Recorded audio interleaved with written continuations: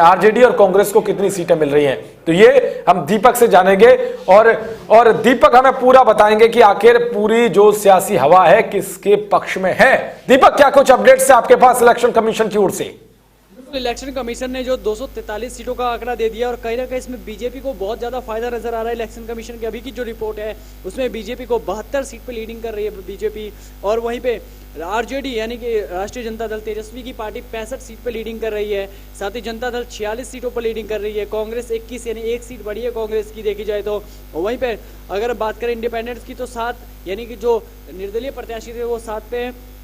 सबसे बड़ी बात यह है कि जो ओवैसी जो थे एआईएमआईएम के, उन्होंने जो ताल ठोकी थी बिहार में, जो हैदराबादी बिरयानी बनाने की सोच रहे थे, वो सिर्फ 3 सीटों पर ही अभी तक लीडिंग करते हुए नजर आ रही है। साथ ही बहुजन समाज पार्टी यानी जो उनका हाथी था वो सिर्फ 1 सीट पर चल रहा है। ये देखने वाली बात होगी। कम्युनिस्ट पार्टी ऑफ इंडिया 3 पे और सीपीआईएम जो है वो 2 सीटों पर लीडिंग कर रही है, तो और विकासशील पार्टी 6 सीटों पर कर रही है।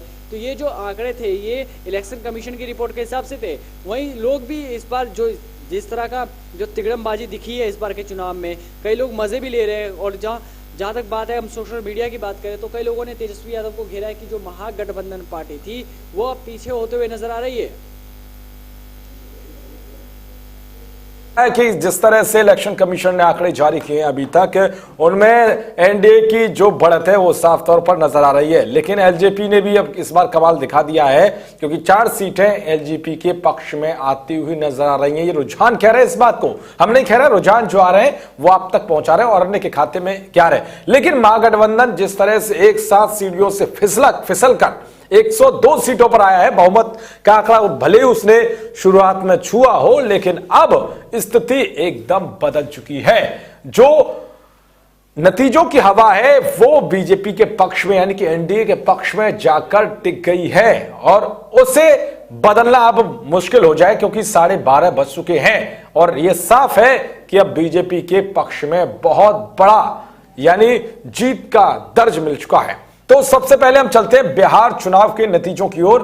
तो अभी आपको अपडेट कर दूं कि 124 सीटों के साथ एनडीए बढ़त बनाए हुए है और महागठबंधन 105 सीटों पर बढ़त बनाए हुए है। तो वहीं एलजेपी 3 सीटों के साथ जो है 5 से 3 पर आ गई है और अन्य के खाते में 11 है। वहीं अगर मैं बात करूं मध्य प्रदेश की तो 28 सीटें हैं और 17 सीटें शिवराज सिंह के पक्ष में हैं और यहां भारी बहुमत मिलता हुआ नजर आ रहा बीजेपी को। और फिर से यह तय हो गया है कि शिवराज सिंह चौहान के सर पर ही ताजपोशी रहेगी मध्य प्रदेश के अंदर, और कमलनाथ का कतई भी कमल नहीं खिला है और अब फिर से वहां पर बीजेपी की सरकार बनेगी। सिंधिया ने जिस तरह से जी तोड़ मेहनत की और लगातार उन्होंने रैलियों के जरिए कमलनाथ और कांग्रेस की मंशा पर सवाल खड़े किए, उन्होंने जिस तरह से लोगों को जो है जुमलों के साथ घेरने की कोशिश की, ये उन्होंने लगातार कांग्रेस पर हमला किया और उसका खामियाजा आप देख रहे हैं कि मध्य प्रदेश में जो कमलनाथ सरकार थी वो गिरने के बाद उसके कांग्रेस से विधायक धीरे धीरे छीन हो गए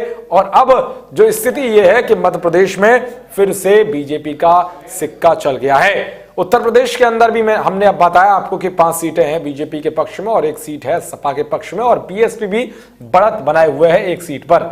तो ये इस तरीके की आपको हम तमाम अपडेट्स दे रहे हैं। लेकिन बिहार चुनाव के सबसे पहले नतीजे, सबसे सटीक नतीजे पहली बार आप किसी डिजिटल चैनल पर देख रहे होंगे। जिस तरह से हमने पूरी स्क्रीन बनाई है हमारी टीम ने, जिस तरह से पूरा एक तैयारी की है और उसके जरिए आप तक हम सारी खबरों को पहुंचा रहे हैं, कोई भी खबर हम नहीं छोड़ रहे हैं। तो आपको एक बार बिहार की अपडेट और कर देता हूं। इलेक्शन कमीशन ने जो आंकड़े जारी किए हैं तो आपको बता दूं, बीजेपी को 72 सीटें मिलती हुई दिख रही हैं, जेडीयू को 46 और आरजेडी को 65 और कांग्रेस को 20 सीटें मिलती हुई दिख रही हैं। दीपक, मैं सीधे चलता हूं इस वक्त दीपक के पास, क्योंकि बिहार का माहौल ही अलग है, क्योंकि यहां एक बड़ा रण क्षेत्र बन चुका था बिहार, क्योंकि इस बार चुनाव बहुत ही दिलचस्प था। जिस तरह से एग्जिट पोल सामने आए उसके बाद तो कांग्रेस और महागठबंधन जो पूरा है उसने बहुत खुशी जो उनके बीच देखने को मिली और अब माहौल एकदम 12 बजे के बाद बदलना शुरू हुआ,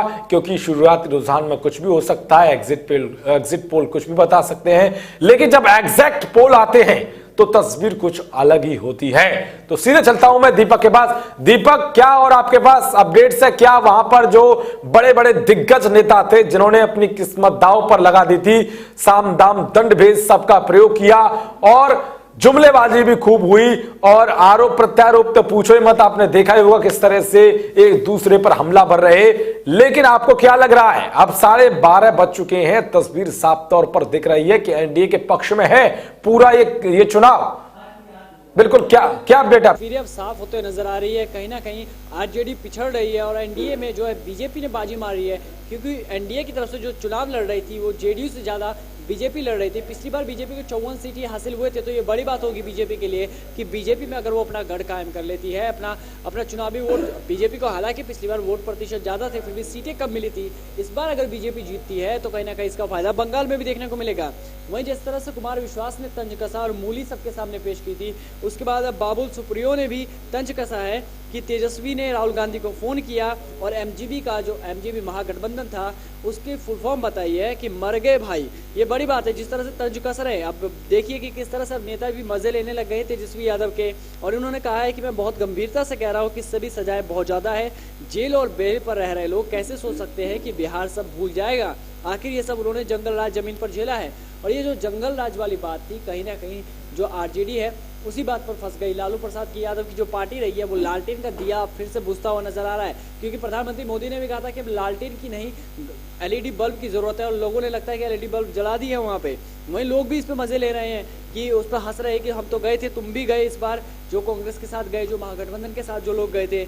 वहीं किसी लोगों ने कहा है कि एक प्रतीक कुमार नाम के यूजर है, उन्होंने कहा है कि इस बार का इलेक्शन देख के जो महागठबंधन के जो सपोर्टर्स थे वो अपनी आंखें मल रहे हैं, क्योंकि जो जिस तरह के नतीजे हमें एग्जिट पोल में नजर आए थे, एग्जैक्ट पोल में वो उसके उल्टे नजर आ रहे हैं। साथ ही कुछ लोग ने जो बात कही है वो बड़ी देखने वाली बात है कि एक से एक तंज कसे जा रहे हैं कि बिहार की तस्वीर तो साफ नहीं है, लेकिन चुनावी घोषणा पत्र के अनुसार मेरी नौकरी तो पक्की है। सबसे बड़ी बात यह है कि युवाओं के लिए, बेरोजगारों के लिए सभी पार्टियों ने बड़े बड़े वादे किए थे। किसी ने 10 लाख नौकरी देने की बात कही थी, तो किसी ने ये कहा कि हम वहाँ पे रोजगार सेंटर बनाएंगे, किसी ने यह कहा कि हम लोन देंगे लोगों को ताकि उनको सुविधा हो और उनके लिए रोजगार कायम हो सके। तो अब ये बड़ी बात है कि अब जो बेरोजगार लोग थे उनके लिए ये खुशखबरी है कि चाहे पार्टी किसी की भी आए, अगर चुनावी वादे पूरे होते हैं तो उनके लिए बहुत ही अच्छा होगा।